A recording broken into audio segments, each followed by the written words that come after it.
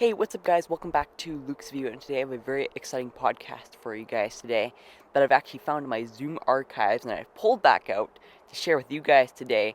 Now, the podcast is a little bit older. It was when I was 12 years old, a little over a year ago now, but it's still super awesome. There's lots of gold nuggets in there. It's a really, really incredible podcast, one of my personal favorites, and so I wanted to share it with you guys today. So make sure to watch all the way through. It's with a really awesome gentleman by the name of Dr. John Demartini. He's very, very smart, and so I hope you guys enjoy this podcast.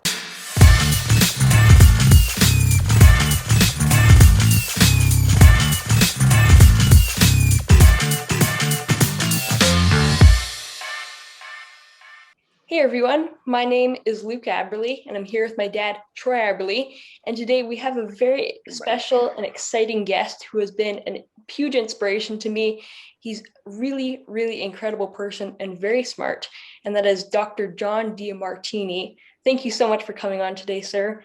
And it's a pleasure to have you on. Well, thank you. Thank you. Thank you, Luke, and thank you, Troy. Thank you. Thanks for having me on. So for anyone who doesn't know who you are, do you think you give us a quick little introduction about yourself? Okay. I'm an educator. I've been involved in education. I've been teaching over 48 years. Wow. And anything to do with maximizing human awareness and potential and helping people live extraordinary and inspired lives is what I'm up to. That's led me to many different fields of study, but human behavior is the cornerstone. And normally I'm full-time traveling around the world teaching, but since COVID, I've been a little bit more localized. I'm about to go back on the road this next month. But most of the time I travel and research and write and just teach and do a lot of interviews and films and presentations. So I'm doing presentations and a lot of podcasts too. So this is a great opportunity to be on a podcast with you.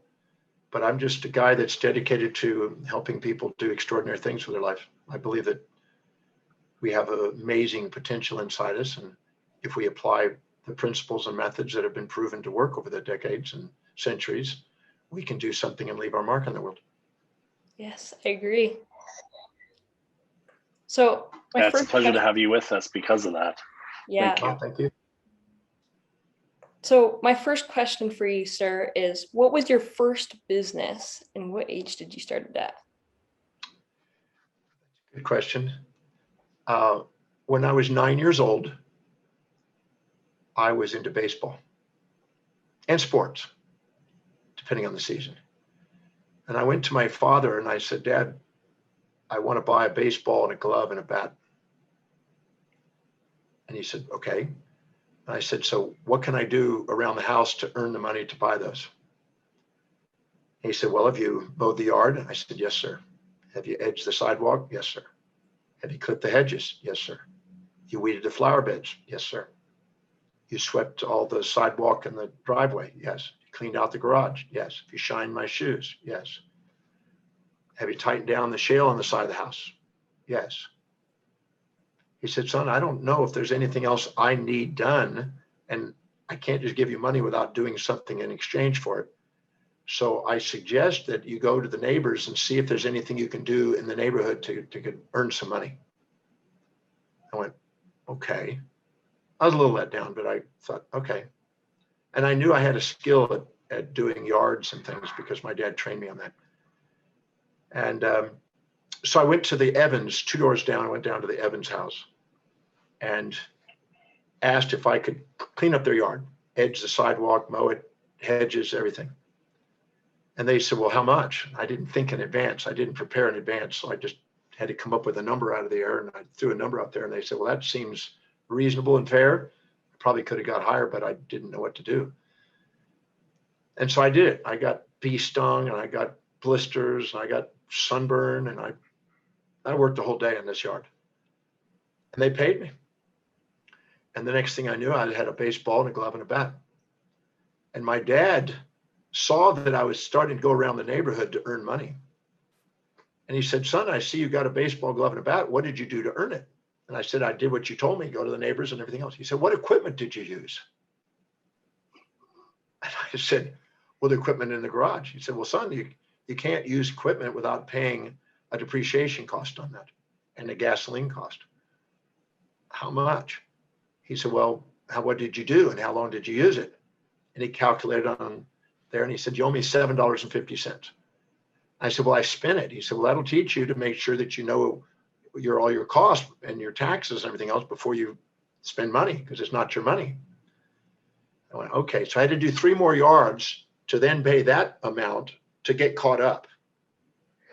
But I got it all caught up and now I knew what I was paying my dad. And because of that, it eroded the profit margins. And I was a little perturbed because once you get easy profit, the other profit that's harder is not as fulfilling. So one day a boy came up while I was mowing the yard and he was on a bicycle. And I said, how would you like to earn some money? He said, sure. I'll pay you 50 cents if you push this lawnmower around. And so I got this first young boy to do the lawnmower. I got another one to do the edger, and I got another one to do the sweeping and the raking. And so I got 3 kids per house, and I got enough deals made because I was the deal maker that I got 2 other neighbors and their equipment, the Zubrods and the Malas, and I got their equipment too. And they called my dad and asked him how much they're charging. And so it was the same fee, which was fair. And I had 3 groups of 3 kids, 9 kids in all, doing the neighborhood. And I was going around closing the deals and collecting and making sure and supervising and training. And so after all the cost, paying my dad, everything, one day I earned $45. Now this is 1963. So $45 would be equivalent now around $600 to $700 with inflation. Now, if you were making $700 a day, your dad would probably let you stay at the house. You'd probably earn the right to stay at the house. So my dad said, I'm proud of you, son, for being innovative and a little entrepreneur. But there's one thing I noticed you're not doing is you're not saving any of it. So I bought you a coin collection, these little blue folding coin collection sets. And I bought you a piggy bank to make sure that you take your coins and your dollars and put it in the piggy bank, at least the coins. So I started saving. And I did well. And that piggy bank that he gave me in 1963 is still in my drawer in my office today with the original coins in 1963. He never gave me a way of opening it up once it was put in. You can't open it up. There's a combination he never gave me. And he said, I wanted to teach you long-term thinking. So I have the original coins from 1963, Buffalo nickels, 1901 pennies, sitting in that thing in my office as a reminder to never let immediate gratification stop you from long-term vision. Now, the other coins that I collected in the blue folding things, I eventually sold and made a little profit and put that money into other savings. But my dad then said, now that you've learned how to save, I want to teach you what it's like to be free. Now, every time he has a conversation, it's costing me money just about. So I was a little leery about hearing what this one was. He says, I want you to know what it's like to have freedom. From now on, you're going to start paying for clothing, food, and rent at the house. You're paying $7.50 a week. That's $30 a month, $1 a day. You'll be paying to live at the house. But with that, now that you have a bicycle and your own golf set and you got your own items, you're allowed to go anywhere you want to go, starting at 5 in the morning, as long as you're home at 9 o'clock at night. You can go anywhere you want to go on that bicycle. And that was inspiring because I literally drove 35 miles in different directions, exploring different places. And my dad gave me the freedom as long as I was home by 9 o'clock at night. Now, this is a day when you didn't really worry about crazy people out there. In 63, you could drive a bicycle and not really too many people. Most people were keeping an eye on young guys. But I paid him that amount. He says, that's because I want you to know what it's like in the real world. You have responsibilities, you have to pay things, and you have to work. And if you get a good talent of that now and have a work ethic, it's going to be valuable the rest of your life. So I'm very grateful. So my first company was a little landscaping company. And whatever would be needed around the thing, I'd clean up garages, whatever people needed in the neighborhoods. And I learned a really powerful principle, that there's never a lack of money as long as you have a willingness to serve. And all I had to do is find somebody to serve in the neighborhood. And there was never a shortage of people that needed help. So I learned that I could survive out there and make money. And I learned to save. I learned to think a little longer term. I learned to have a bit of accountability. And I'm extremely grateful for my dad, because in those days you could do that. Today they'd probably get you in trouble for child labor laws or something, but in those days you could actually do that. And I'm very grateful for that, because I had a work ethic and I became an entrepreneur because of that. That is incredible. Is it? I'm just thinking about that right now. I'm like, wow, that is really, really cool. You're now stuck because your dad heard that story, so you don't know what might happen now. Now we have extra taxes. Yeah, but now I didn't have taxes because I was under the amount that had taxes in those days. But Yeah. But my dad did make me get a grounded reality. And it was one of the most rewarding moments when I actually got the opportunity to buy something for my parents for their birthdays, where beforehand you kind of didn't get to put something really into it, but I got to actually buy something that was meaningful to them. And that was kind of cool. I felt like a little adult. That was pretty cool. That is very cool. That's true. I remember that, being able to do that and having that your own identity and distinction. It feels so empowering, right? Yeah, you feel like you're older than you really are, even though I was only 9. But And actually, my dad also moved out to Richmond, Texas from Houston, Texas. He bought a piece of property, 25 acres in the country. And he taught me how to drive a tractor and a car. So because we lived in the country, just gravel roads everywhere, he taught me how to do it. And he actually made me learn how to go and drive the car at 9 to go and get groceries. And I don't know if it's because he wanted to delegate that. He was a good delegator, or he was trying to make sure that I was learning how to do those type of things. So you could legally drive at 14 in those days. But when I was 9, I learned how to drive cars, and he trained me and made sure I could drive a car. And that was something really cool too. You're not supposed to do it, but it's just the back roads. Just, there was not even there's no other people on the roads. So he said, I trust you, because he showed me how to drive a tractor, and I could drive a tractor really good by the time I was 9. wow. That is very, very cool. And I actually know, like, I know what you're feeling, because I recently got hired to do a few different things like that. And I saved up my money to buy my parents an anniversary present. And that was so cool. It was actually like just a month ago. That was so cool to think, you actually got to buy them a present and see the smiles on their faces. And that was really, really cool. Yeah. Yeah. Well, I think we have in our brain, we have a sensory component and a motor component. The sensory is on the back. If we were like an animal, the back of us would be sensing things, and the motor would be the muscle, the legs and arms down below. The front of the brain is like motor for action. And I think we have a motor component of our brain designed for service. And we have a sensory part of our brain designed for receiving rewards for the service. And I think that if you do service without reward, or reward without service, there's something that's missing in the equation, and the fulfillment is not the same. And so we have to find if we try to give something or get something for nothing, we tend to get led back into having sustainable fair exchange. So I think our world and our own physiology and psychology and sociology give us feedbacks to make sure we do something that's deeply meaningful, that inspires, that serves, and become, remunerated for that and paid for that. So we have the opportunity to find out what fulfillment is. So I think that's part of the fulfillment level. I think because most people will admit that when they're doing something that's meaningful, that makes a difference in people's lives, that are inspiring to do, everybody wins. Wow. I agree with that very much. I have another question for you, sir. What would you tell your younger or 12-year-old self if you could go back in time?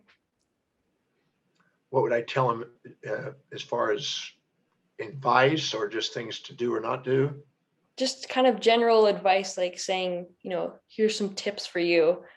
I would do this. I get like experiences really make who you are, but if you could tell your advice or tips and tricks or whatever it is to tell your younger self, what would that be? Well, when I was 12, I was into baseball.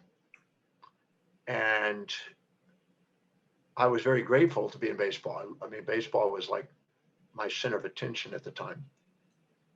And I was quite good at pitching, actually. I had some records at pitching. But one day, I had to learn a lesson. My parents said, "We'll meet you at the ball game right before the game starts. And here's a bit of extra money to go buy some lunch on the way there, dinner on the way there." And there was a little place that I could stop that I was going to get some dinner. And I, instead of going to the place that I kind of agreed to with my parents, I saw a Dunkin' Donuts on the way. And I decided that I was going to buy some donuts for dinner. Now that wasn't too bright because I ate way more donuts than I needed, and the sugar levels were way off the chart. And I had this real high and then real low. My blood sugar dropped, and it was probably the one night my pitching was not at its peak by any means. And I learned that immediate gratification, particularly sweets, was not the wisest way to, if you live to eat instead of eat to live, it costs. And so that was a lesson that I would tell myself, to make sure I think in terms of longer term, not immediate gratification, and think of feeding your body fuel that's wise instead of something that may just taste good. And that was something that a 12-year-old that I had to learn the lesson kind of a hard way, because it really meant a lot to me to do well in pitching. And I learned not to do that again. And I have not had a donut since I was 12. Wow. That's really important too, because I think lots of people, if you have to eat the right way, and if you don't eat the right way, it can really affect everything of your body, and Yeah. you're not going to function properly. So eat healthy things and you'll get healthy outcomes, but if you eat bad things, you can get bad outcomes. Well, that's it. I learned that you eat for maximizing your performance and your fulfillment in life. I'm going on 67. I'll be 67 soon. So I'm doing pretty good for 67 compared to some people. Yes. And I think that had something to do with that day I ate those donuts. I learned to, make sure I fuel myself for maximum performance instead of just for maximum immediate gratifying pleasure. Because sweets may taste good for the moment, but long-term usage of them is not to the benefit. And as you know, you may remember the marshmallow experiment. They found out when people were given the opportunity to eat a marshmallow now or delay the gratification and eat later with 2 marshmallows. And then when you get the opportunity to eat the 2 marshmallows, if you delay again, you get 3 marshmallows. The people that delayed the eating of the marshmallows are the people that went farthest in life in achievement. And the people that just ate the immediate gratification, they tend to not do as well in life as far as achievement. So I think that's a metaphor also for how important it is to not let your taste buds run your life, but your forebrain and your dreams and your visions and what's really important. And I always say, if you don't fill your day with high priority actions that inspire you, your day fills up with low priority distractions that don't. It's important to prioritize. Yes, I agree with that. That's huge advice. That's really good. Thank you. Another question I have for you is, what has been, now you can answer this if you want, but what has been your biggest obstacles in life? I was born with my arm and leg turned in. And so at age 1.5 years, I started having to wear a brace on my arm and leg. And I also had a speech impediment. And I had to use buttons and strings in my mouth to use my mouth and train my mouth how to use and properly pronounce things. And I also had, when I found out around age 6, I found out I had learning difficulties. I couldn't read. I didn't really read a book until I was 18. And so I had learning problems. And I think that is why my dad tried to teach me to be an entrepreneur. He said, if you got to be street smart if you're not going to be book smart. And so those were obstacles that had to finally be overcome when I turned age 17, 18. That's very, wow. And I inversely tried to go back to school. I tried to go back to school when I was 18 and take a GED. I didn't ever finish high school, but when I went back to take a GED, I had to learn how to read, and that was a big challenge. And luckily, my mom and I, to overcome that, we would get a dictionary out and we would practice pronouncing, spelling, and remembering the meaning and the word in a sentence of 30 words a day until my vocabulary was strong enough to be able to read enough to pass school. So that was an obstacle. That was probably the most significant obstacle that I faced, was learning how to read and learning how to speak properly. Wow. And that's now, talk about like overcoming your obstacles. You've done that so well. And, Well, once I learned how to read, I never stopped. I've read over 30,500 something books now. I've never stopped reading. I don't go a day hardly without reading, and also speaking. I've done 359 presentations so far this year, and I do usually 300 to 400 speeches a year usually. So Wow. I do that every year, and I love doing what I was told when I was in first grade I would never be able to do. Wow. That is incredible. Another question I have for you is, in life, what would you say was your biggest investment that was the best choice you've ever made? Well, unquestionably, learning and speaking, those two things together, is what I love doing. So I'm getting to do what I love what I'm doing, and getting handsomely paid to do that today. But expanding my knowledge and being able to articulate are two very powerful assets that I think every human being can benefit by. Specialized knowledge and the ability to share that knowledge in a way that makes a difference in people's lives, I think is a great opportunity. I also learned to, as I did with my dad, to learn how to save and invest, because the purpose of financial independence is not for luxuries, in my opinion. The purpose of it is to be able to have your money working for you instead of you working for it. So you get to do what you love, not because you have to, but because you love to. So you're not living by duty and obligation deontologically. You're living by design and an ontological mission. And I think that's those three things were reading, speaking, and saving. I have what I call the 5 S's of leadership. Know your special mission in life. Identify what is highest on your value that you feel called to deliver in the world. The second one is gain specialized knowledge in that field, so you become masterful at that field. So you do it because you love to, and it's inspiring to learn. 3, learn how to speak, to be able to articulate that in a way that you can leverage that, because you can now speak one on many and just not one on one. And then the next one is to sell, to be able to communicate what you have in a way that means something and is fulfilling to others, where they'll be able to remunerate you for it in fair exchange. And then be able to save, to take a portion of it and stand aside, and then buy assets to give job opportunities and to help other companies, and to help people get houses, but buy assets that work for you, so your money's working for you as you're its master instead of its slave. And those 5 S's, your specialized service in the world, specialized knowledge, speaking, selling, and saving. Those 5 S's are very significant, and I'd have to say those are the 5 that's allowed me to do what I do in my life.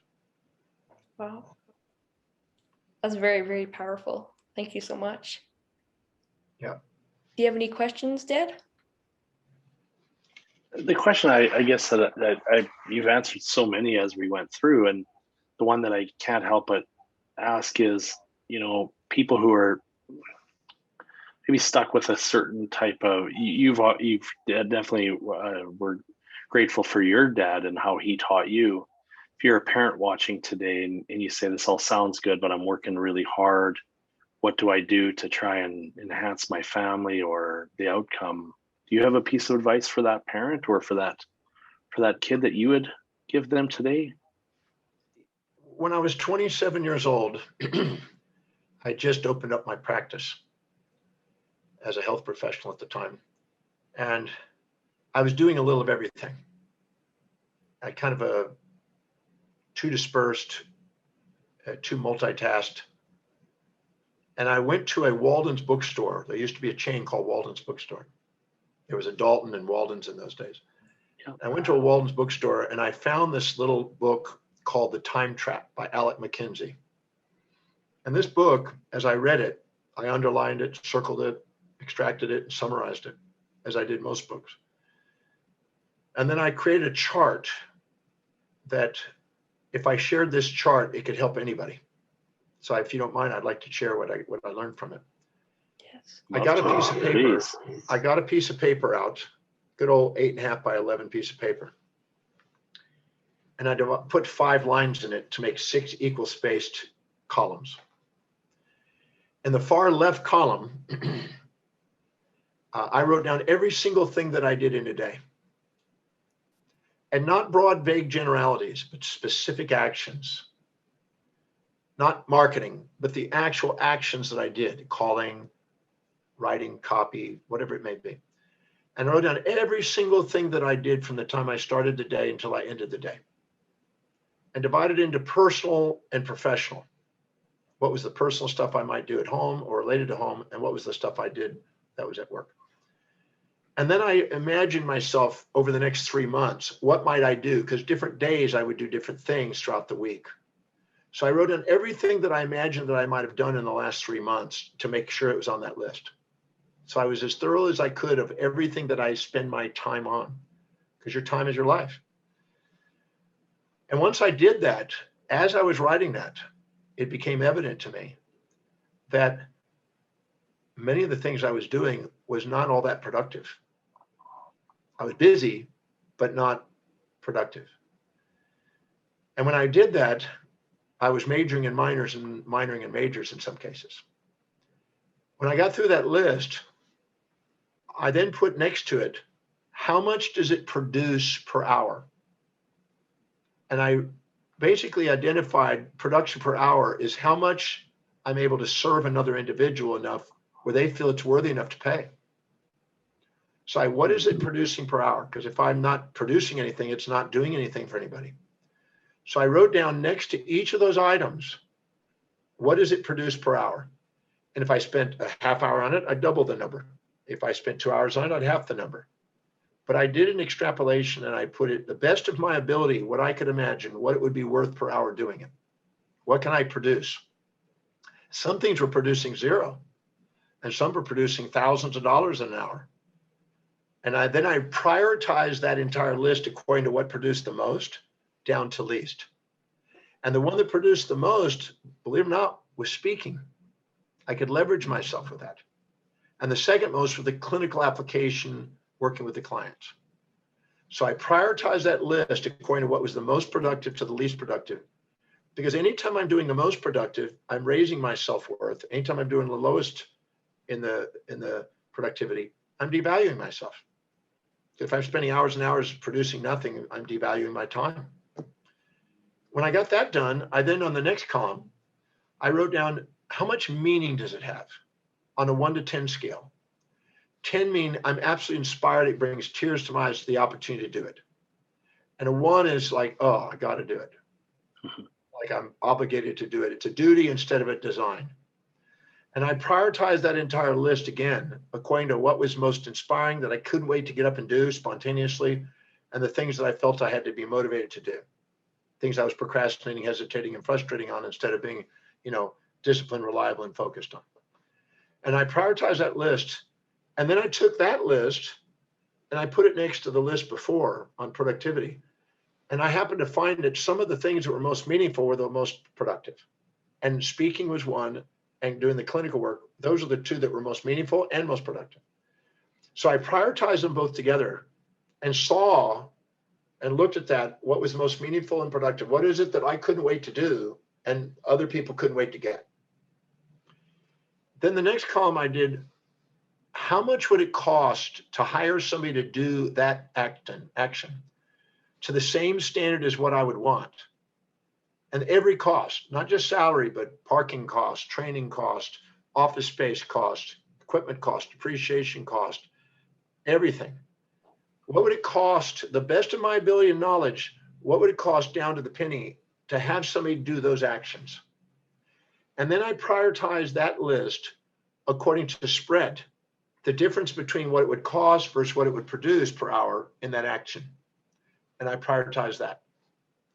The next column I wrote down, how much time am I actually spending on these? Out of a day, 20 minutes, 12 minutes, 15 minutes, an hour, and make sure that my day is totally accounted for. What is a typical day? What is the actual time spent? And the final column, the final prioritization with all those variables, the final prioritization. When I got through with that, I then layered that into 10 layers. And I put a job description for the bottom layer, the next layer, the next layer. And I made sure, because if I am doing low priority things, I devalue myself, I make less income, and I'm not giving job opportunities, and I'm not wanting to go do it, and I'm actually devaluing myself. And when I devalue myself, so does the world. The world reflects what goes on inside and gives you feedback to let you know when you're not authentic.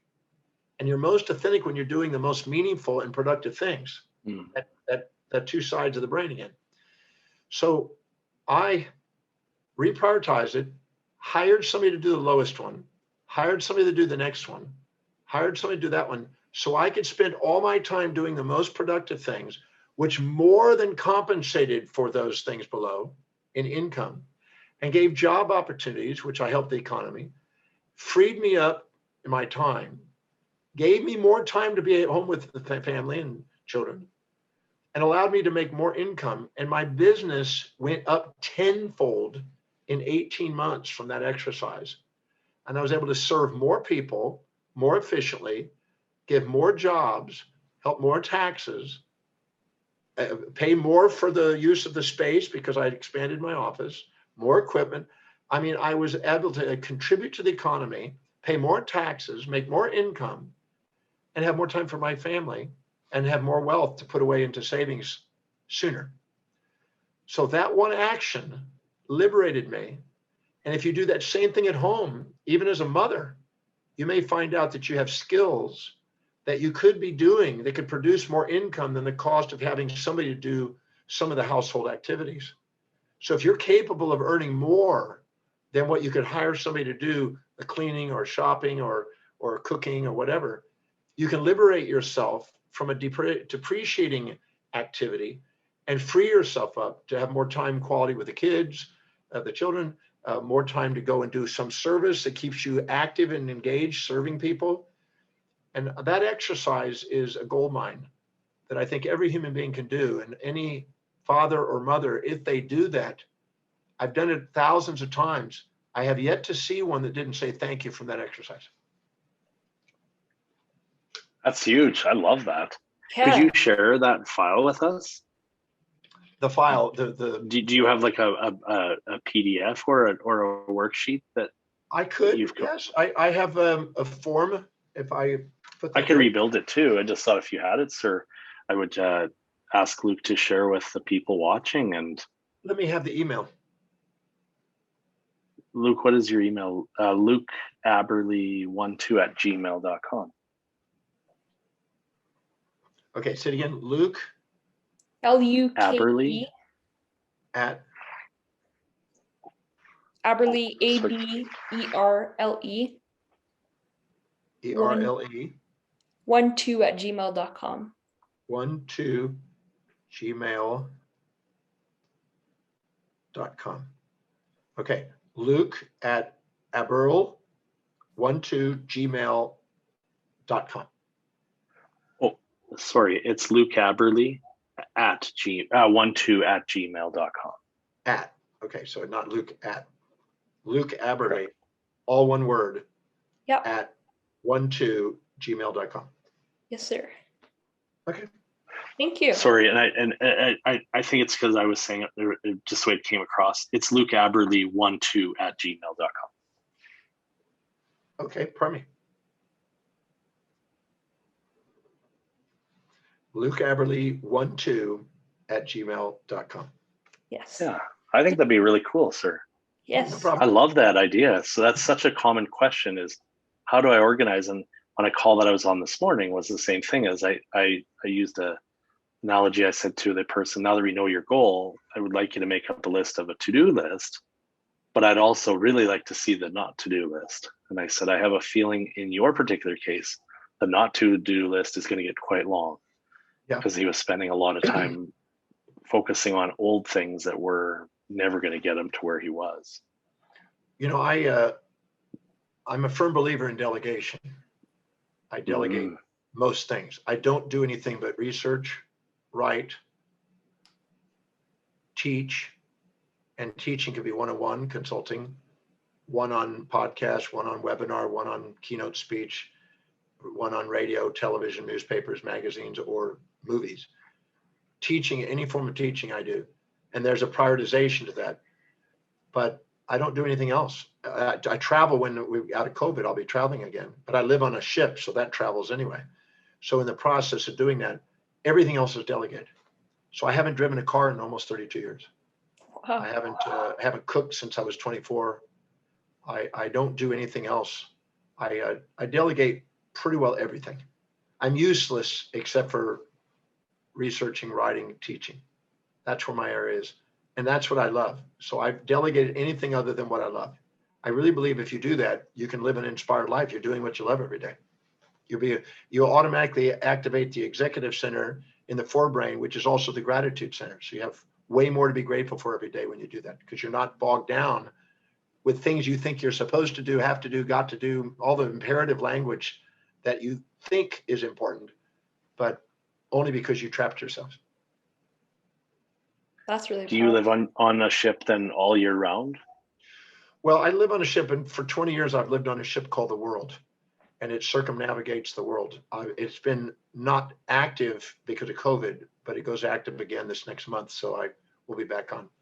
But I'm usually traveling and either staying in hotels or on my ship. Nice. That's really cool. I think what you said is super important. It's like, you always say you're busy, but are you really actually there's a difference between being busy and being productive.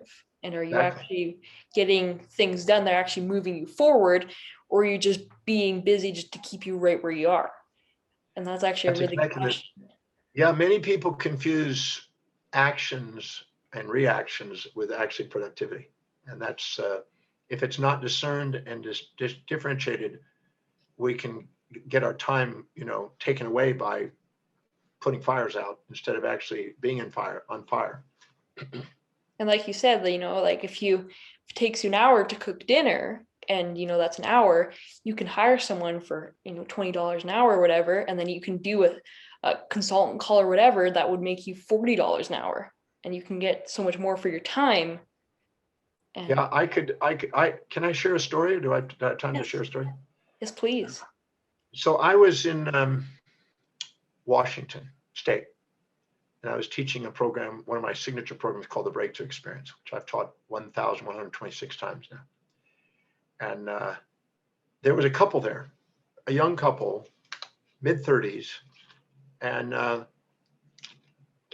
both doctors, young doctors, and married, and they had two beautiful children. And the first child, when they had it, she still worked as a doctor, and they had a kind of assistant. The second child, she stopped working and now focused on the children. And she had been reading a bunch of books on how to be a natural mother and make natural foods and it was but the person who wrote the book probably didn't have a doctorate degree, and probably did a lot of those things and thought that's what a mother would do. And you would do that if you didn't have an alternative career path. So she was now at home, in a sense, giving up some of her working as a professional to be there with the kids. Now, she loved being with the kids, but she was also cleaning, cooking, running errands, driving them, you know, doing just, excuse the expression, maid jobs. And nothing against the maid, but here's a professional that went to 10 years of college, now doing a $20 an hour job. Yeah. And because she was not inspired by it, she was projecting an expectation on her husband to do the same. He should come home and do that too, if I have to do it. So she was unrealistic, projecting on him, but he was feeling like, well, you're no longer working. I have to work harder to make the income. So it was starting to create clash in their relationship. And they came to this program, and this came to the surface, and they were kind of bickering at each other. And I made them go through this exercise. I made it look at what he's doing, what she's doing. And when we got through, she realized that if she worked 8 hours a week and she would average $400 an hour, she'd make another $150,000 a year. She could hire 2 people to take care of all those things that she didn't want to do, have more income saved, have more time with her husband because he's not having to work as hard, and have a higher quality time with the kids, and have specialists come in to give them opportunities and experiences that they would not get, learning languages and going on trips and things. And once she got that, their communication, their appreciation, their productivity all went up. And they weren't just paying attention, they were just busy instead of actually productive. And I really believe that a lot of relationship issues are revolving around those inefficiencies, that if those things are actually delegated, there's more likely to have more of an intimacy and a more of affection and everything else, because otherwise you're kind of upset with the other one because whatever you're not wanting to do, you're doing low priority stuff and you're wanting them to suffer because you're suffering. And it's only self-induced. So I think that was when they got through, I had them come back a year later to the program again, and they shared with everybody what they did. And it inspired pretty well everybody in that room, I think, to reflect on what their priorities and what's really important in their life and what to do. Because there's 24 hours in a day. It's how you use it. If you use it wisely, you have time for what you want in life. If you don't, you run out of time, and then you feel overwhelmed. You're either on top of the world or on the world's on top of you. Wow, that is very. That's a good quote. Yeah, that's a great quote as well. Yes. Yeah, that makes a lot of sense. Do you have any other? Doctor, is there? Sometimes we don't give ourselves permission to be authentic. Yeah. Our authentic self, there's the magnificence of who we truly are is far greater than any fantasies we'll impose on ourselves. And sometimes we conform and subordinate to outer influences of other people with other values and try to fit in instead of stand out, and try to be ordinary instead of extraordinary, and try to be doing things that we think we should be doing, ought to be doing, supposed to be doing, got to be doing, have to be doing, need to be doing, instead of what we love to be doing. And that weighs us down and creates symptoms in our physiology and psychology and relationships to try to get us to be authentic and be living by priority, because our identity revolves around what we value most. If we can stick to the things we value most, we are grateful for ourselves, and we're more loving, and we're way more easy to manage, and we're able to be less of a bear when we come home. We're able to be more adaptable and resilient. Yes, I agree with that very much. Do you have anything to say, Dad? I could ask questions for hours because I really enjoyed this conversation, sir, and same to you, Luke. Yes. Doctor, how do you know when people are doing, if I could ask one last question, how do you really truly know what you are worth? I think a conversation that I've been really studying a lot lately is the power of people that are, often looking for a job, or they become a speaker or a coach or whatever area that you are. But so many people seem to only charge themselves or value themselves at the average income. How do you define that extraordinary income because you're an extraordinary person with extraordinary results and impact for people? Is there a way of looking at that? Certainly. Everybody has a set of priorities that they live their life by. Mm-hmm. Things that are highest in value to lowest in value, highest in priority, lowest in value, most important to least important. And that list is fingerprint specific, snowflake specific, retinal pattern specific, voice print specific. It's unique to us. Anytime we do things that are highest on the value, our self-worth goes up. And anytime that we go to things on lower value, our self-worth goes down. That's why if we're not delegating, we're automatically devaluing ourselves. And so does the world around us, because we devalue ourselves. We don't feel worthy. So it's so crucial to identify what your values are. And my website, drdemartini.com, I have a complimentary website value determination process. It's private, it's free, but I encourage everybody to use it, to take advantage of it's 13 questions, takes about 30 minutes to go through to discern what your life demonstrates as valuable, not what you fantasize. Because a lot of people fantasize about things, but their life, I only am interested in what their life demonstrates, their decisions and actions are. But once we identify what those values are, anytime we're doing the highest priority things, we're going up in self-worth. Anytime we do that, we're more likely to want to tackle challenges that serve people. And we're more valuable in the marketplace. Now, once we identify what that highest value is, which is our service, our mission, our teleological purpose, the most meaningful and fulfilling thing we can be doing is fulfilling that top value.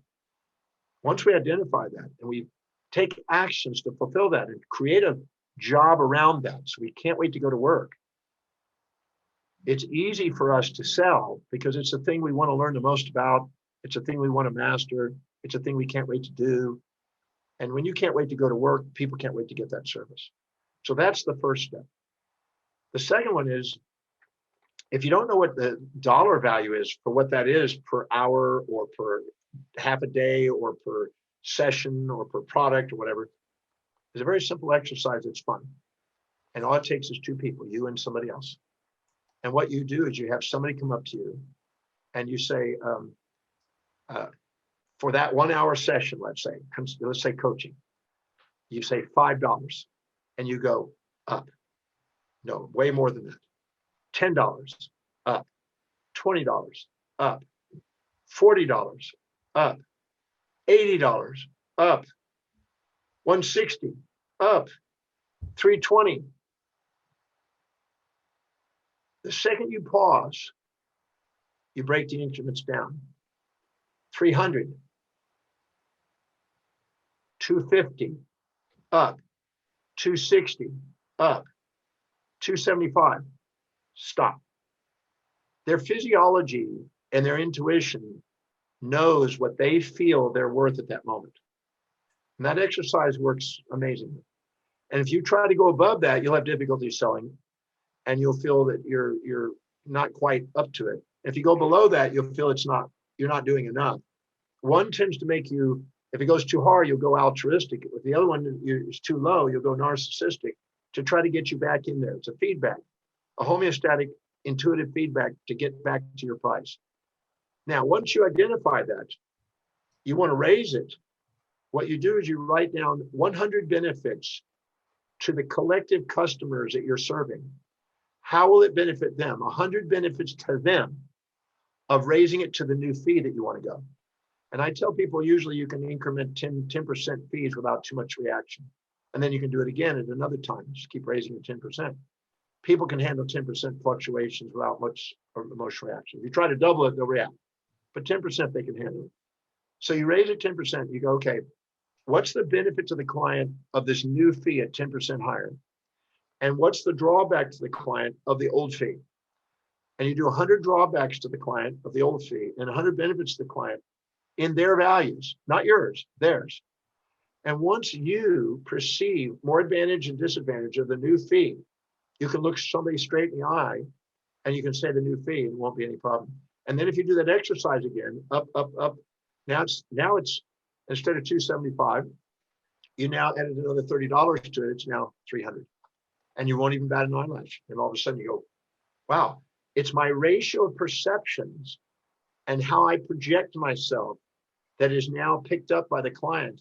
And they're giving you feedback based on your own self-image and growth. And if you do that and stack up the benefits of what you're offering them, and they're sincere benefits, not superficial ones, real benefits in their values, their needs, you will be able to charge for it. I've helped people raise their fees consistently, quarterly, by that very simple exercise. That's very cool. That's very good advice for anybody who's wondering how to find their worth. That helps me and my worth. And also, anytime you can leverage yourself, if you work one-on-one, it's hard to leverage. If you work on one-on group, it's easier to leverage. Work one on larger groups, it's even more to leverage. And if you then get other people working one-on-one or one-on-many, you can leverage. So every time you leverage and you make things more effective and efficiently, you deserve a greater return. And because you became more effective and efficiently, spontaneously, you are more valuable in your own mind because you can see you can produce more of service to people. So you always want to ask, how can I do it more effectively and efficiently and leverage what I'm doing to serve more people? Well, thank you so much for coming on, sir. It's a dream of mine to have you on, and you've shared so much great knowledge with us. So thank you so much. No, thank you for having me. Appreciate the dialogue and the opportunity to share ideas that hopefully will serve people. Well, thank you so much for coming on, sir. It's a dream of mine to have you on, and you've shared so much great knowledge with us. So thank you so much. No, thank you for having me. Appreciate the dialogue and the opportunity to share ideas that hopefully will serve people.